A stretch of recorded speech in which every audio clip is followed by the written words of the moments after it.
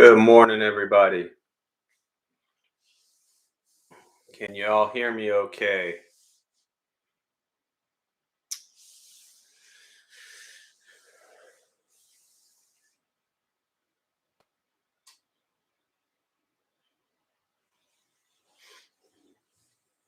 All right. Thank you, Bill, Bridget. Good morning, everybody. Amy, Cynthia, Marisa, all the old timers holding it down. Um, Good to be with you all on this Saturday morning. And you too, Roberto. Let's go ahead and we'll join palms as we begin and taking refuge. And you can repeat after me. I take refuge in the Buddha.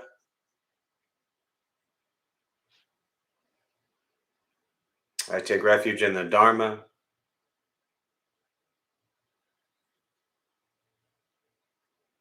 I take refuge in the Sangha.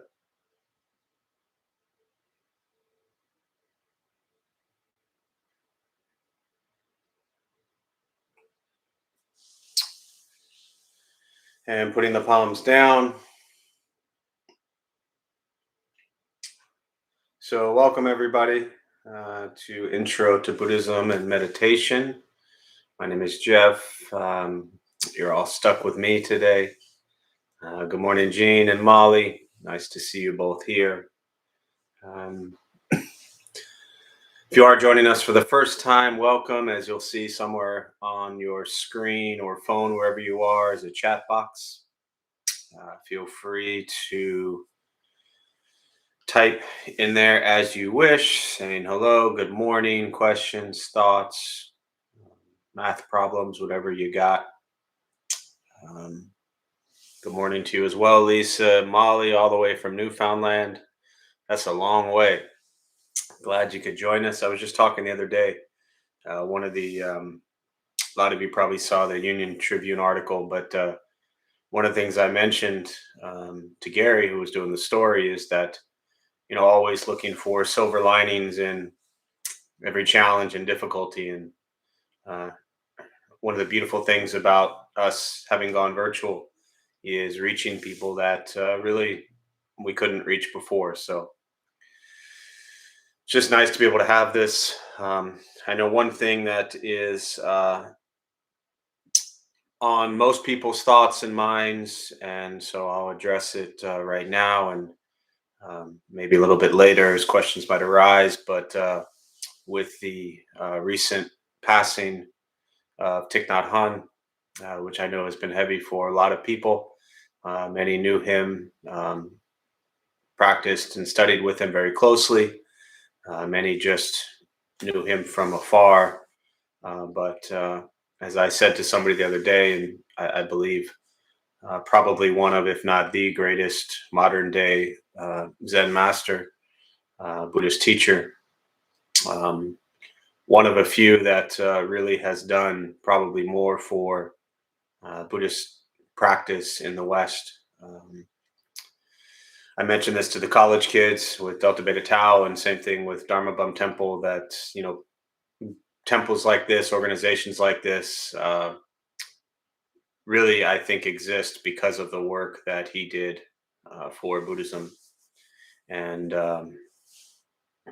always tremendous gratitude. So, and really just kind of heartfelt, you know, sincere, genuine love and kindness for everything that Thich Nhat Hanh did for Buddhism.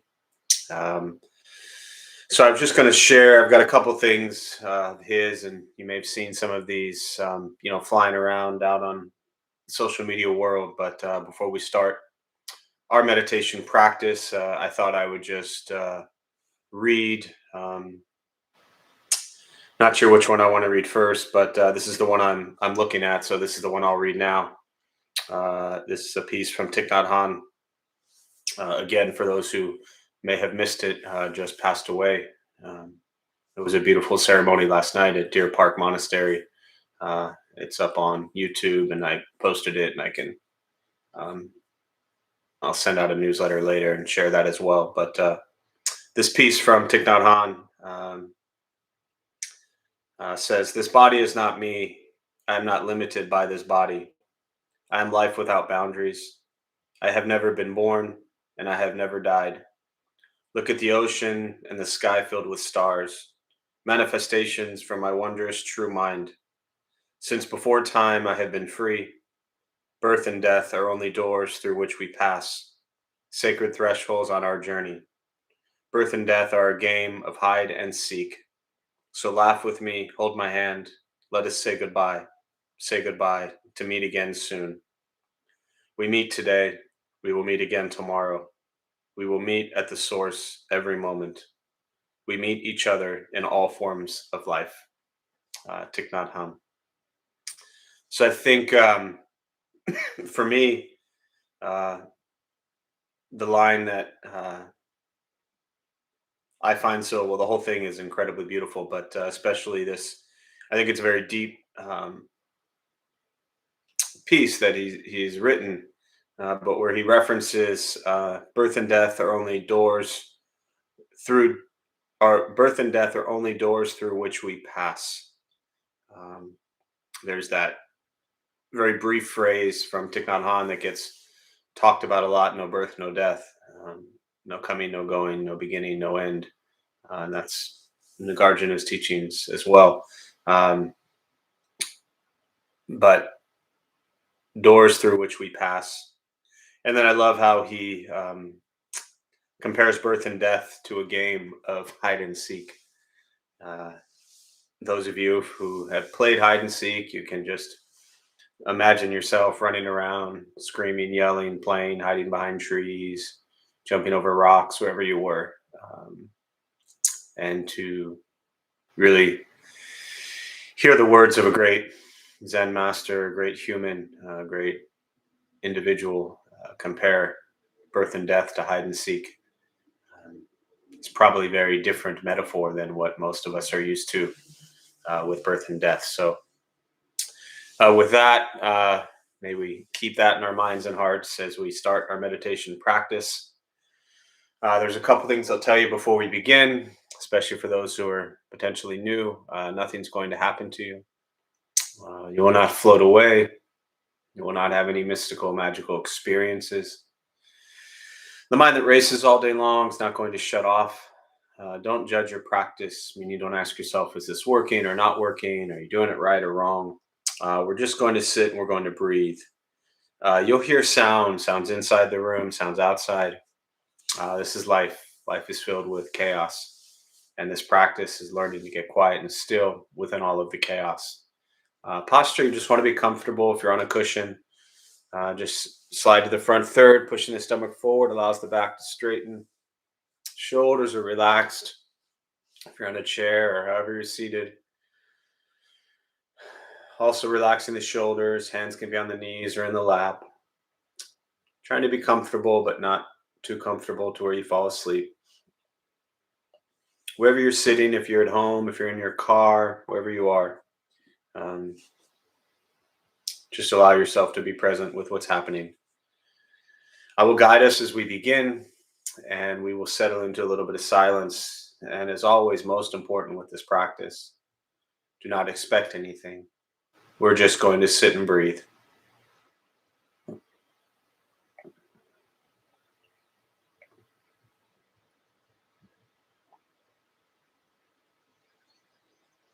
And starting with the eyes closed, if comfortable, or slightly open.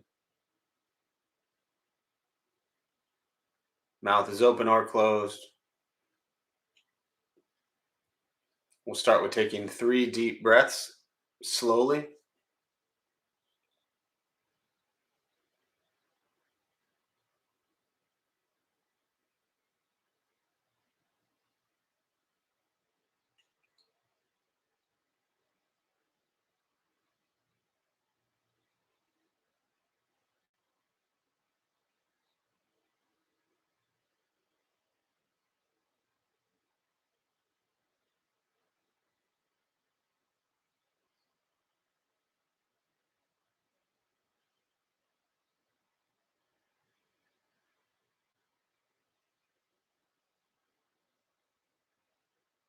And eventually, we'll settle into a natural rhythm of the breath,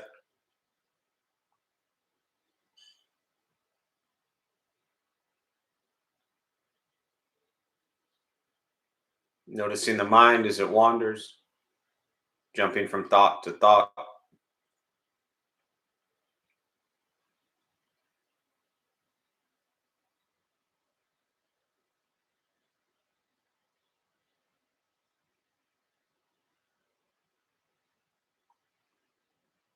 Start with gently guiding the attention, focus to the stomach or chest,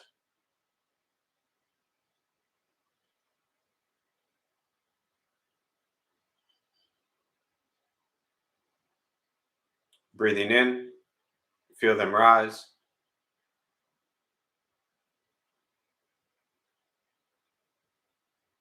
breathing out, they fall.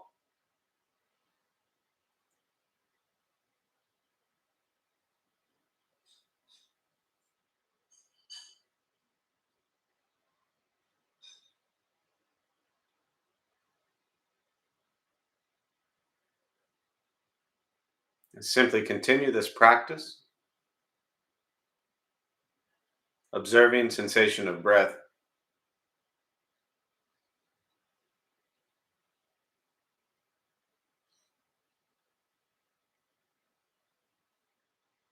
expecting nothing but to sit and breathe.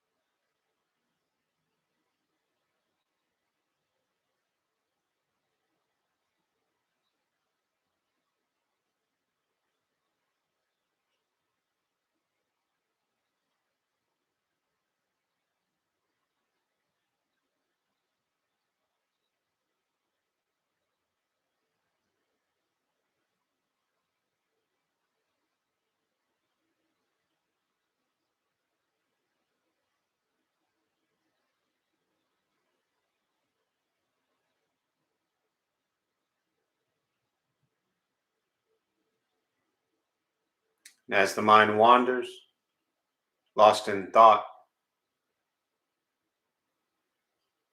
recognize it,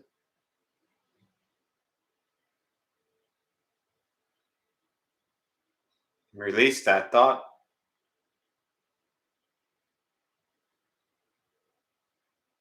return attention, focus to the breath.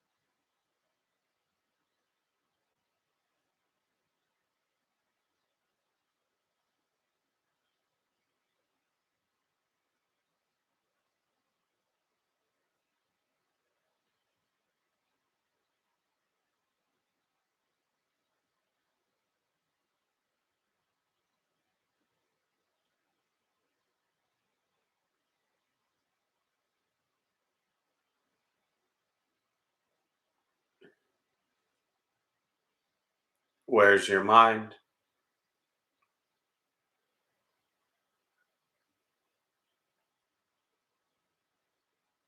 Return attention, focus to the breath.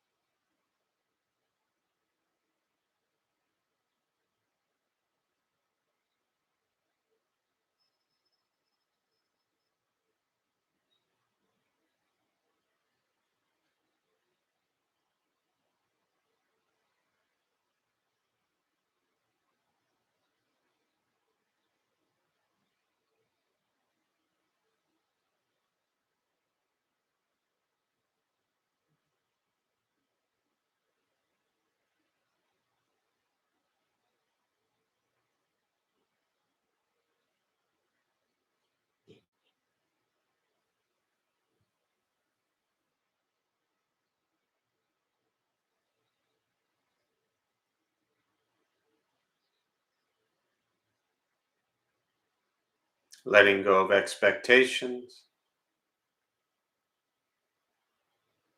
letting go of judgment from the practice,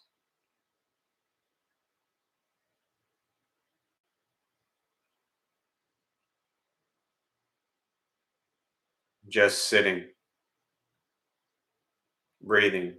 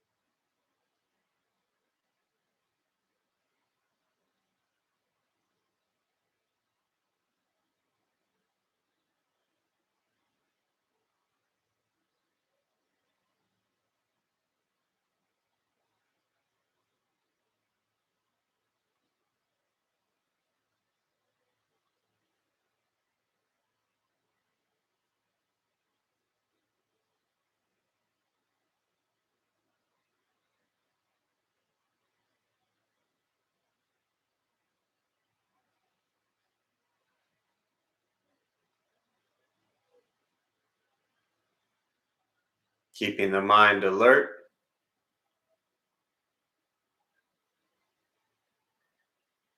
aware of all sounds,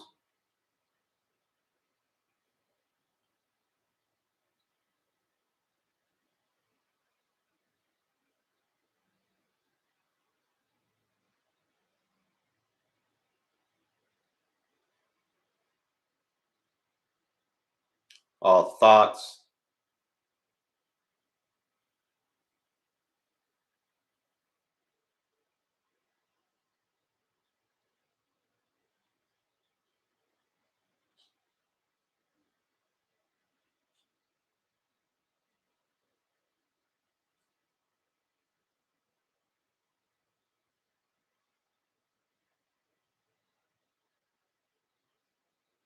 all sensations,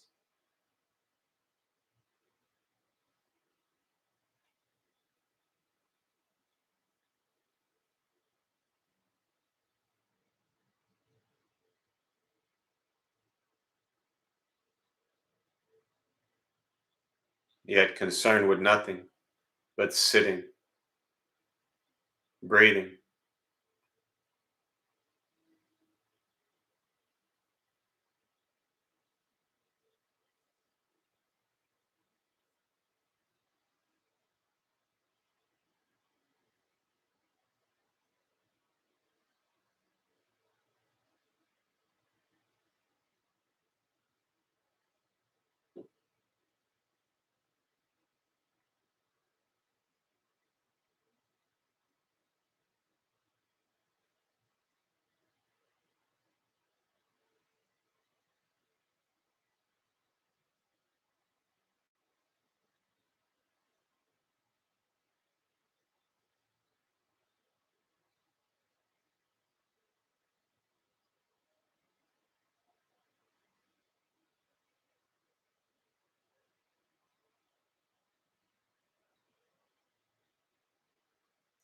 Learning to be comfortable in stillness, in quiet,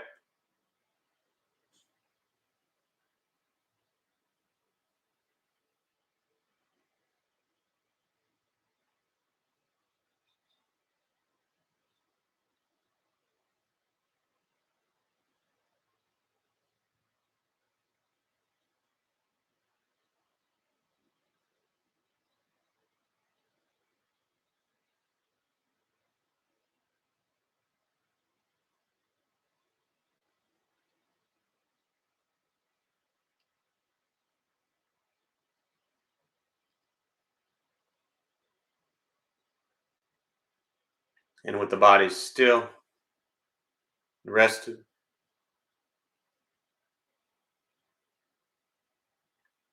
and the speech quiet, aware of all sounds, and the mind learning to settle,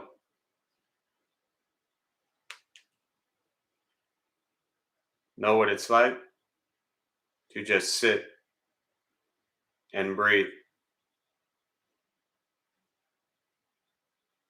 knowing with each breath there's nothing else to do,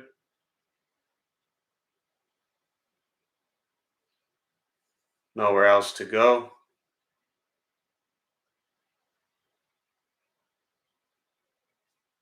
no one else to be.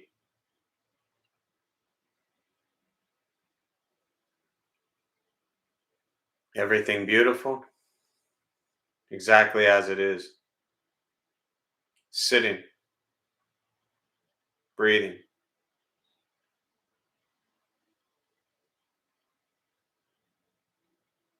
And once again, taking 3 deep breaths slowly.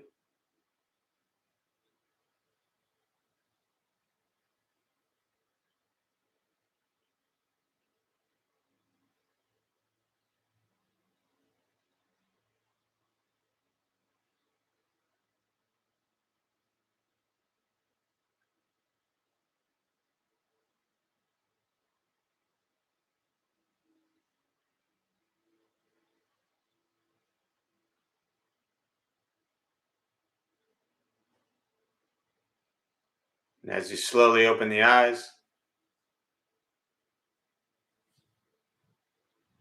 slowly begin to move.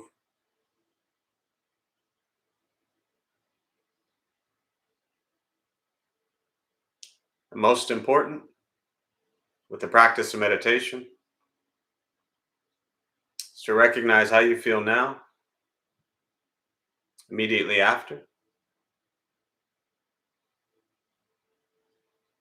Compare this to how you typically feel throughout your day. Recognize the difference, if there is one. Ask yourselves how you prefer to feel every day for the rest of your life. And realize however you feel now, if it's quiet, calm, and still, or a busy mind, racing mind, whatever you're sitting with at this moment, it's not from anything I said. It's not from how you sit and hold your hands or cross your legs. It's not from sounds around us or anything else for that matter. Simply your own mind and your own mind's reaction to an external condition. This is what the Buddha called pratitya samuppada, means dependent origination. This is the basis of the Buddha's awakening. The word Buddha simply means awakened. He was a human being, no different than any one of us, who began to understand why he suffered, why he got angry, sad, depressed, stressed, anxious. He began to understand the causal relationship of all phenomena. And what that means, very simply, for all of us, regardless of where you come from or what you believe in, where you think you're going, your whole life is filled with things that happen. We react. More stuff happens, more reactions. That's it. The practice of meditation is learning what it's like to respond to something quietly, peacefully, still. This practice is not easy. It's not always fun. Meditation is not an escape. If your life is a crazy, hectic, stressed out mess, meditation won't fix that. It's an opportunity to become present with life as it is. No longer running from one thing to another. It helps you become aware of what you think, what you say, and what you do. So in your day-to-day life, your thoughts and words and actions become kinder and gentler. This is your karma, what you think, say, and do. Meditation is free. Buddhist practice free. Sitting, breathing, learning to be kind to yourself and everybody else around you. But it is a challenge. Once we stop trying to change, fix, control, manipulate everything around us, and we work on changing our mind and our reaction to the world around us, life gets simpler.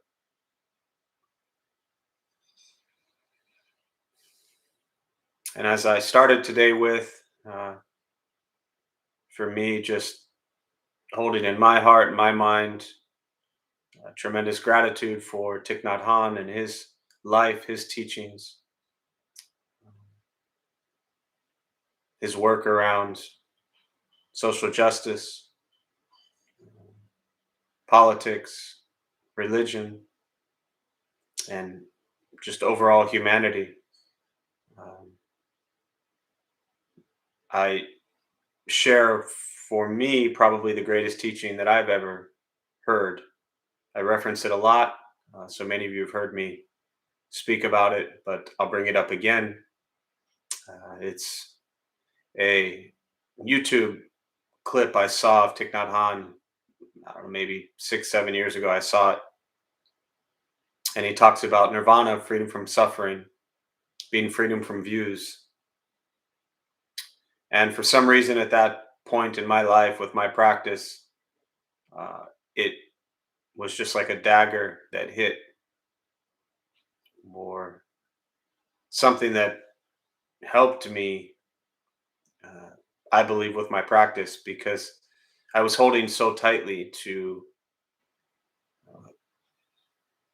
Buddhist teachings and this perfectionist way of trying to be. But all of that was tied into some sort of view that I had about what I thought was right, which is interesting because one could challenge and say, well, does that mean Buddhist teachings are wrong? And I think the heart of what Thich Nhat Hanh was saying with freedom from views is that to recognize your views are simply your views based on your conditioned behavior, your experiences, your life's practice. And that these Views are not right or wrong or good or bad. They're just your perceptions. They're not ultimate truth. They're not ultimate reality. They are perceptions of reality. And the unenlightened mind cannot see things as true reality. We see them as our perceptions. And so, from a practical standpoint, moving away from what I would consider the philosophical understanding of that teaching, for me, it became a reminder and a much deeper practice to recognize that every person you encounter, every moment of your life has their views. And it's not my place to judge them, critique them, or try to fix them. It's my place as a practitioner to listen and understand their views, no matter what they are, no matter how absurd or insane or um, destructive they may be. It's still their views. And they have every right to have them, just like we have a right to have ours. And I've found the greatest practice in working with Sangha, with community, is to hold space for a place that thousands of people come together with different views. And the mistake is thinking that everyone is supposed to have this same view.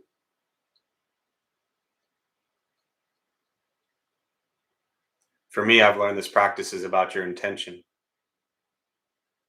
And if your intention comes from kindness and compassion, a loving heart, a wise mind, then that's what will follow from your actions. So, with that, I'll pause. And as always, I'd like to just really turn over to you. If you are joining for the first time, again, welcome. I see lots of people have joined since we began, so it's nice to see you all. There's a chat box on your screen somewhere. Feel free to type in questions, meditation, Buddhist practice, and I'll use the rest of our time this morning and I'll respond to your thoughts, your questions.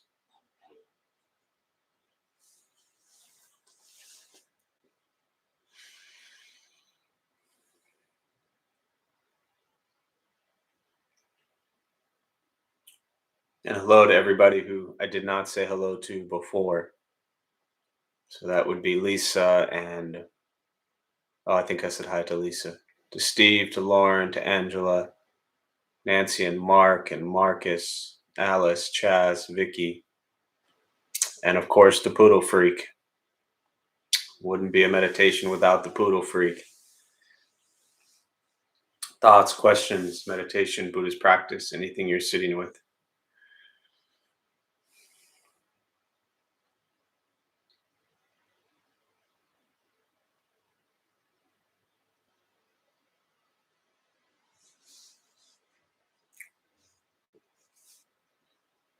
Sheila works also. Good morning, Sheila, or afternoon, wherever you are.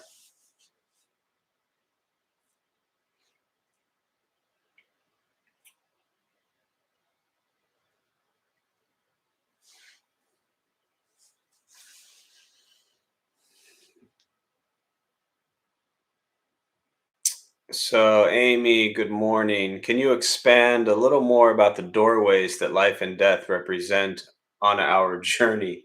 Um, sure. And what's interesting to me, and I didn't point this out earlier, because anytime that for me, anytime I read any Buddhist teaching, especially someone like a Thich Nhat Hanh, I take it, I sit with it a bit for years and see how it and what it does for me with my practice. Um, and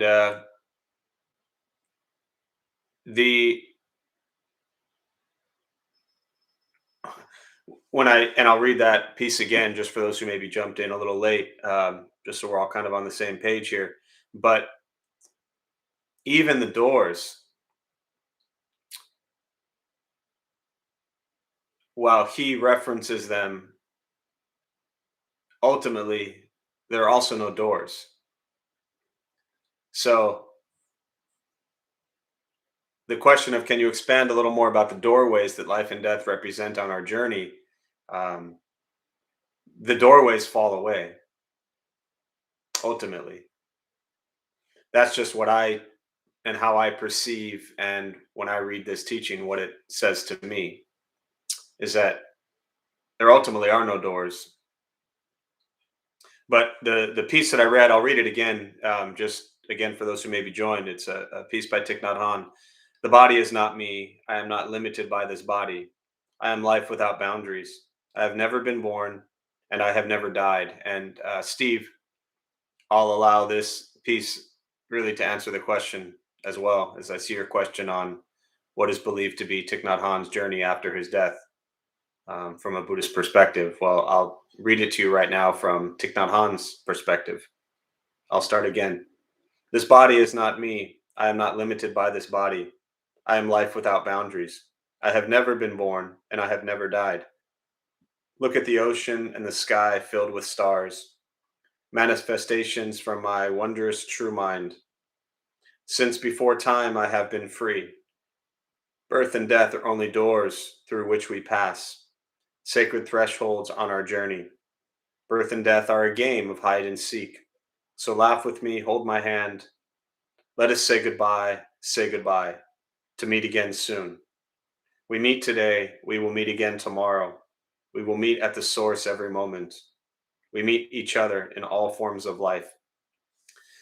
And it's really important, I feel, as a practitioner, when you come across a teaching like this, to not just immediately jump to, okay, well that's good, but what really happens when we die? Or okay, that's good, but what? It's important to read something like this and sit with it for a very long time.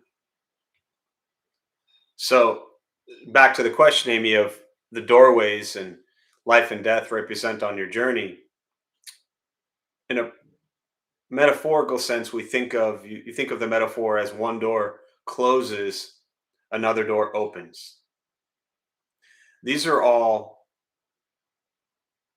uh, permanent things that we are attached to. These are all phases of this attachment to the self that says, I am here and now I am there. This teaching, this piece is beyond that. This is the essence of the emptiness teachings, which I'm definitely not going to make any attempt to simplify by giving doors definitions. If you look at the line,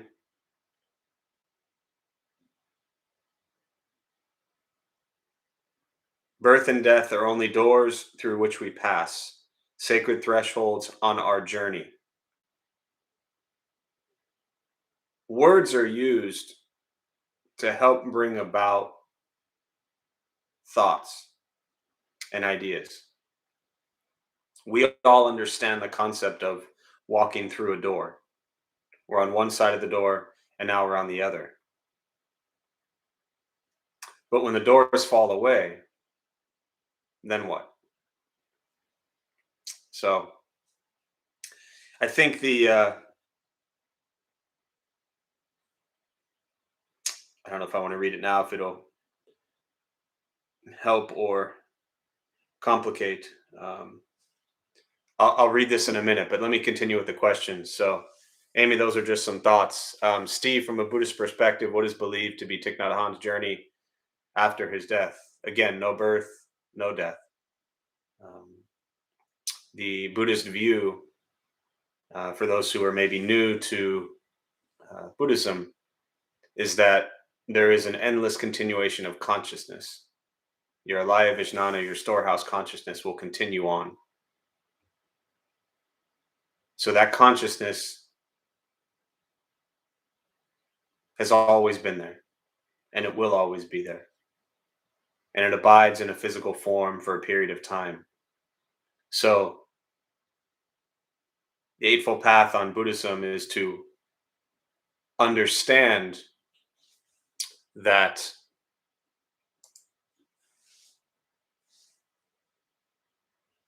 w- okay, is to understand that the first step is the correct view of the Eightfold Path, to have correct views, thoughts, speech, action, livelihood, effort, mindfulness, and concentration. This is the fourth of the Four Noble Truths, the Eightfold Path. And this view that most have around death is that Thich Nhat Hanh was only that physical form and that now he's gone. But if you've ever read any of his teachings, that's not a correct view. And that's everything he's still teaching us today. He is not that physical form. That's our unenlightened, ignorant view, that we think Thich Nhat Hanh is this physical form that is no longer here. He is no less here now in this moment than he was a day or two ago. No birth, no death. But again, that doesn't work for us because we want concrete answers. And again, the great Zen master is telling you no birth, no death. And then us, as the unenlightened folks, we want to say, yeah, but what about this? He's saying no birth, no death. It's important to understand that. Natalie, you already answered my question. I was going to ask what your favorite Thich Nhat Hanh teaching or quote is. Yeah, that teaching on freedom from views. What is nirvana? It's a little YouTube clip. I'll post it later. Benton, there should be a Thich Nhat Hanh day. Absolutely. Every day should be a Thich Nhat Hanh day, but I agree with you. Good morning, Sheila, the poodle freak. I'm in California and bought 2 of the antique Buddhist statues years ago. To give you a hint, did you ever have a spear speaking in public? If so, how did you overcome it? Um, I'll come back to that in a minute. I just want to keep the thread of the first question going for a moment because there's something else I want to share.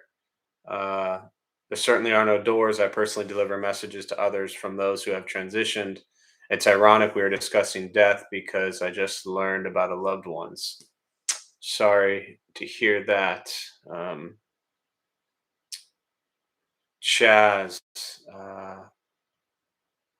hi Jeff. I'm digging the new glasses. They're not that new, but thanks.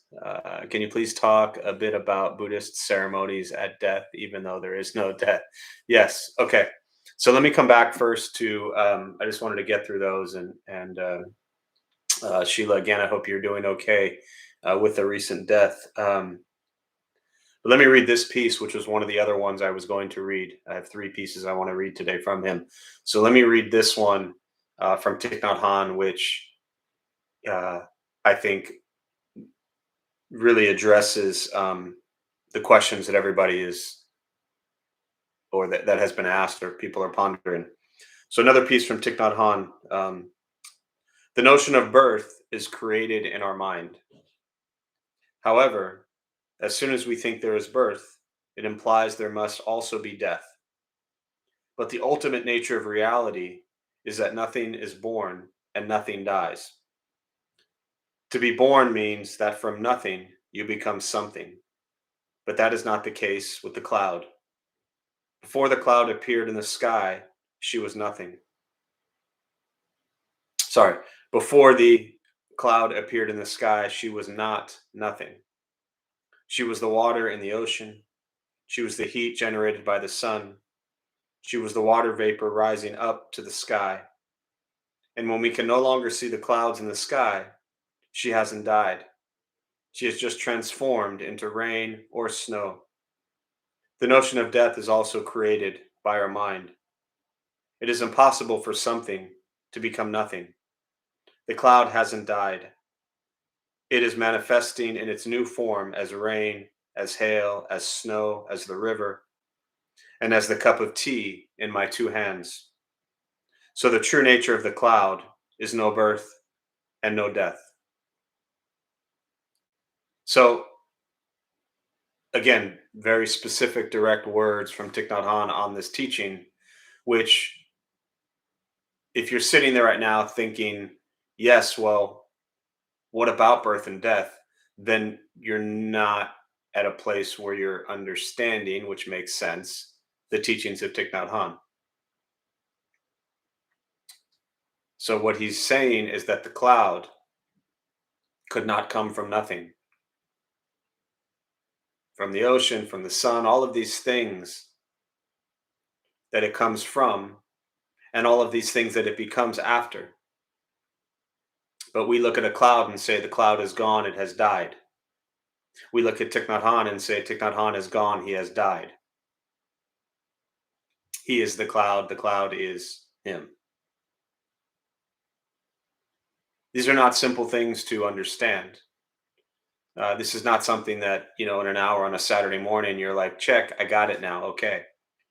But this is the Buddhist teachings on understanding non self, on understanding emptiness, on understanding attachment to physical form. This is a lifelong practice to sit with, not to grasp an answer in an hour. So, again, the question early on from Amy, and then the few comments after that. I think that second piece from Thich Nhat Hanh really addresses it. All right.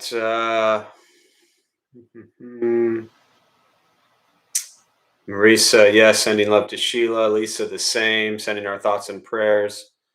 I am. Thank you, and thank you, everyone. It's all about healthy levels of attachment. Yes, Sheila. Vicky, thank you for these from Thai. So helpful to my heart. Yes. There was a question here. Let me go back up. Make sure I didn't skip anything.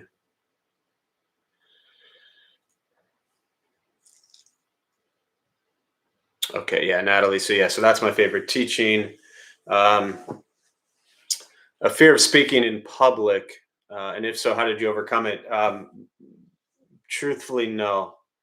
I remember very vividly. Let's see, I'm 46, so 41 years ago, and I'm sitting at my parents' house now. But 41 years ago, in the same house, I remember it was a year-end soccer team party, which my mother being the team mom and always doing that stuff. We had that here. And I remember it was time. We were all getting our trophies, and the coach was saying thanks to all the kids and parents. And then we had to, not had to, but we were then presenting a plaque and a gift to the coach. And I remember running up to my mom saying, I want to present the plaque and, speak to everybody. I was 5 years old. So, of all the challenges or difficulties that I've had in my life or had to face or overcome, fear of speaking in public has never been one of them. It's something that, and maybe this will tie into the second part of your question, which is how do you overcome it? Again, I don't know how to overcome it. I never had to face that, but one thing that I always enjoy about speaking in public is a opportunity to challenge myself to be as genuine, authentic, and real with people. There's lots of public speaking tricks and techniques and things like that out there. Lots of books on that kind of stuff. But I don't see public speaking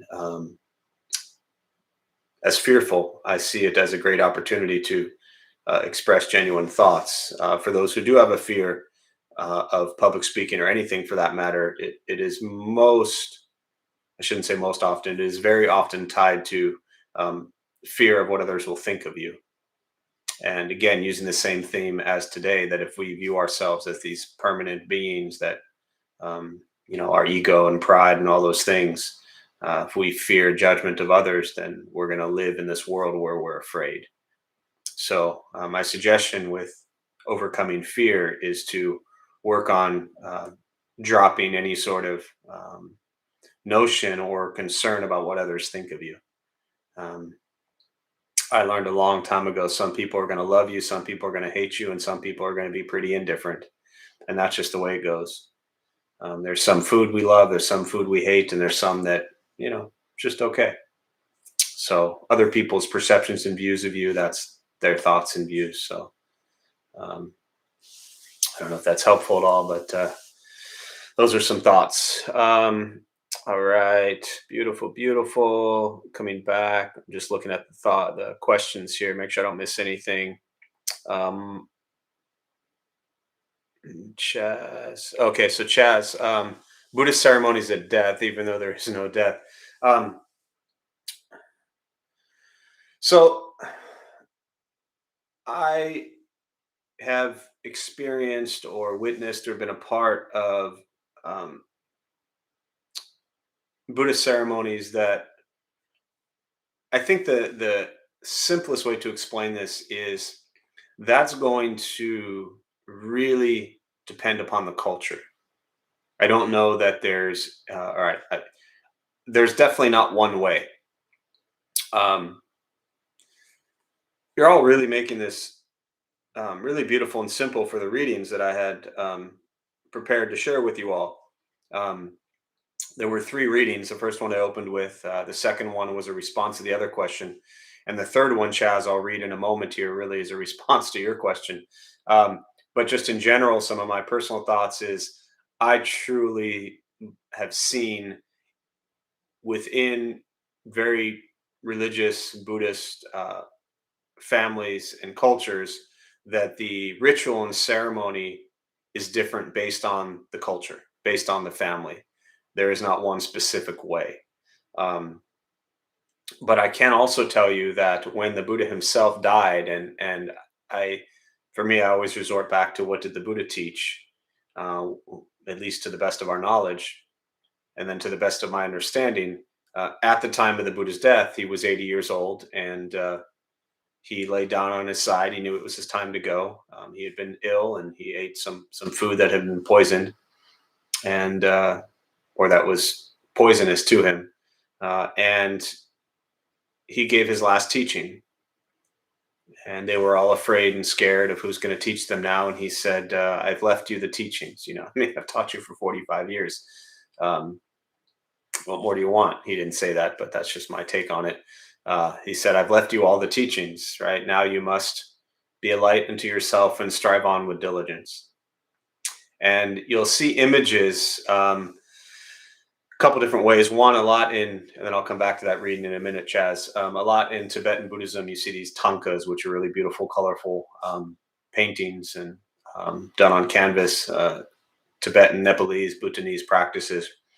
And there are images of that where at his time of death, you see all the disciples and arhats, everyone around him, and they're all crying. And there's one disciple who's, not jumping for joy or celebrating, but he just has a very peaceful look on his face. And it's at that moment you recognize that, again, coming back to Thich Nhat Hanh's expression, no birth, no death, that the physical form of Siddhartha Gautama, who was called the Buddha, is passing. It's come to the end of its physical form. Um, and so it's not something to cry about. It's not something to um, escape from. It's something to recognize as the truth of reality. Um, Now, just to be very clear on that, for anyone who maybe doesn't know me, and um, you know, just about every funeral I've ever been to, I cry, as do many. So the teaching is not crying is bad at funerals. That's not the point. The point is to understand that with birth comes death. And his last teaching of strive on with diligence, be a light unto yourself, I think is so powerful and impactful, as a reminder that the teachings are all there. The question is, will we work at them? So hope that's helpful, Chaz. Um, okay. And let me read this piece, which again was the um, last piece I was going to read at the end, but I'll read it now, because this is, I think, Chaz, Thich Nhat Hanh's response to your question, which is, please do not build a stupa. Stupas are shrines, for those who don't know. You may have seen images of them, but they're They're shrines with often relics in them. Um, so Thich Nhat Hanh says, "Please do not build a stupa for me. Please do not put my ashes in a vase. Lock me inside and limit who I am. I know this will be difficult for some of you. If you must build a stupa, though, please make sure that you put a sign on it that says, 'I am not in here.' In addition, you can also put another sign that says, 'I am not out there either.' And a third sign that says, 'If I am anywhere, it is in your mindful breathing and in your peaceful steps.'" Thich Nhat Hanh. I'll read it again. "Please do not build a stupa for me. Please do not put my ashes in a vase, lock me inside, and limit who I am. I know this will be difficult for some of you. If you must build a stupa, though, please make sure that you put a sign on it that says, 'I am not in here.'" And he has that in quotes. In addition, you can also put another sign that says, "I am not out there either." And a third sign that says, "If I am anywhere, it is in your mindful breathing and in your peaceful steps." So, all right. Um, so we got a few minutes left here before we close. Uh, and I don't know I don't know the exact. My guess is that, uh, well, I don't know the exact time that this was written or when this piece was written, but it's obviously speaking very directly to his passing. So there was a question here. Why did Thich Nhat Hanh decide to teach Buddhism in the U.S. from Mali? I don't know enough about Thich Nhat Hanh's personal journey um, with regards to where he ended up. I've never studied that kind of the biography of Thich Nhat Hanh. Um, I know that, in fact, someone recently, because I know that he was uh, able to go back to Vietnam, which my understanding was he was not, um, and for many years. But that I believe, and I don't quote me on this, but I'm almost positive that I am certain of this, that I read that he died at his home temple, that he passed at his home temple in Vietnam.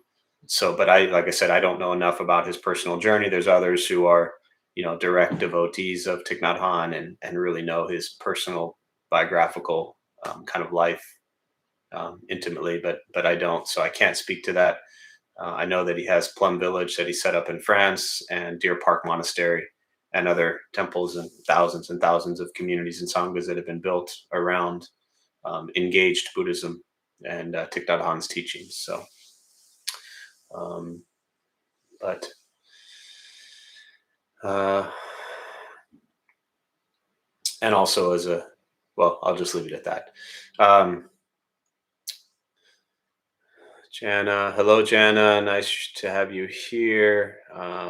Very helpful. So beautiful tears, lots of hearts. Thank you. You're welcome. Um, are there any books by Thich Nhat Hanh that you recommend? I'll put it to you this way. Um, there are not any books by Thich Nhat Hanh that I do not recommend. So, uh, yeah, any book by Thich Nhat Hanh is worth your time, which I know you know that. But I'm not one that necessarily has, where for me, I look at Suzuki Roshi and I say, Zen mind, beginner mind. That's the one I would always turn to. Um, I'm not that way with Thich Nhat Hanh, where I say this book is where you should start or finish or in the middle. Any one of his books is going to be incredible. I will say, for anyone who has studied or practiced or is interested in the Heart Sutra, which is a Mahayana Buddhist and Zen practitioner, and that's the Mahayana engaged Buddhist approach, which is Thich Nhat Hanh's. His translation and commentary on the Heart Sutra is, I think, one of the best I had ever read.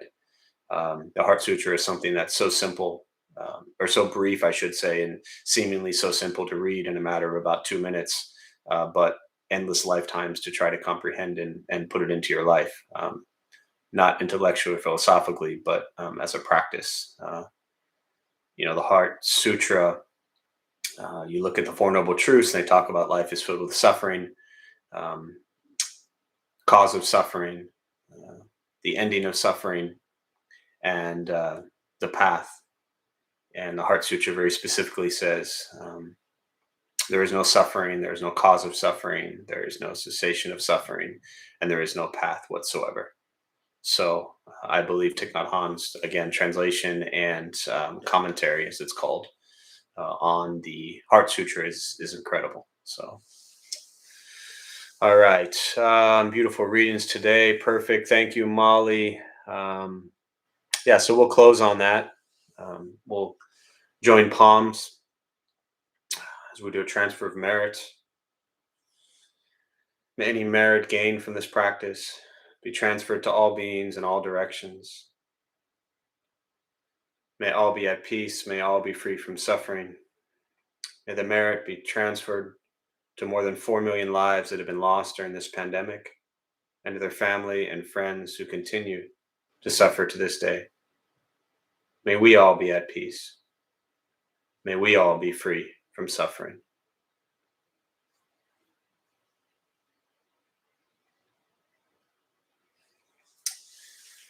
So a few quick announcements. Thanks all for being here. And Benton, I just saw your comment there. Absolutely. There's many Thich Nhat Hanh discussion classes on YouTube. Absolutely. Deer Park Monastery has a YouTube channel, which is beautiful. So like I said, I'm a big believer that any Thich Nhat Hanh teaching, book, video, anything you can watch or read can drastically change your life. So, and for, us local Dharma Bum folks, I'll post on social media or in the newsletter the readings that I just shared, and also the YouTube clip I talked about earlier with What is Nirvana and Freedom from Views. So a few announcements before you all head out. Thanks for being here. My name is Jeff. I'm a Dharma Bum. We opened up this temple 15 years ago to bring Buddhist practice to those who show up. Those of us who lead, we're not monks, we're not nuns, we're not gurus, we're not masters, we're not teachers, we're not looking for students. We're just practitioners. So we do our best to take our unenlightened views of Buddhist teachings and put it into terms that hopefully make sense. Every night we have different classes going on. Some are on YouTube, some are on Zoom. We have a recovery sangha we've had for about 11 years. So anyone battling addiction, drugs, alcohol, anything for that matter, those classes are happening as well. Our college group is up and running again. 5-6 years ago, we started the nation's first and only Buddhist fraternity, Delta Beta Tau. It's a co-ed fraternity at San Diego State. So that's kicked off for this semester, or actually starts this week. As you know, we closed for 16 months, or some of you maybe don't know. We closed for 16 months from March 2020 until July 2021.